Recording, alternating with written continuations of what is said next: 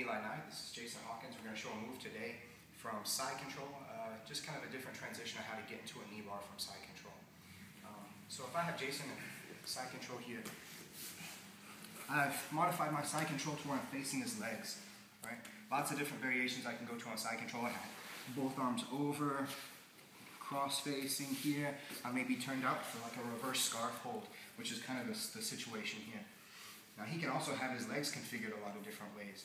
If I get a guy who's defending my mount with this leg here, what I like to do is take this hand, slide through, and wedge on his far leg to drive his hips to the ground here, so his legs are bound. Now, I'm not just going to keep holding it like this. I'm going to replace my arm that I'm pinning his legs with my foot, step through. And now from here, this is a pretty good control point because I have his hips twisted one way, his shoulders facing another way, and driving him away from me the whole time. He can try to turn and face me, but his hips are too bound, his legs are too bound right here.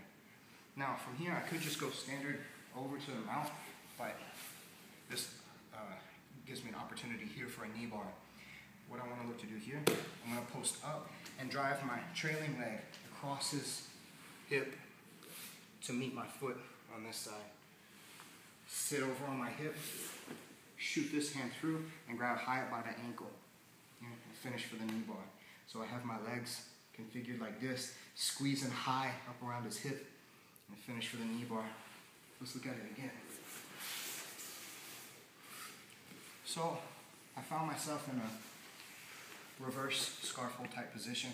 I can hold the belt to keep it in tight. He's defending from me mounting here, okay, blocking my way. So I scoop through and wedge. I don't just try to muscle his leg to the ground. I wedge here, so I pry it to the ground. Once I get it almost all the way to the ground here, my foot slides through and pins between his legs. So once I have this pin in place, I post this hand on the ground, and pretty quick move. I want to make just enough space to get my knee through here. So my knee and ankle come together, fall down, and pick up his ankle, stretching everything out nice and tight and extended for pressure on the knee. It's important on this knee lock, I get high up on his hip so I'll suffocate his hip mobility, and then I'm able to make a much more effective pressure on the knee. Knee lock from side control.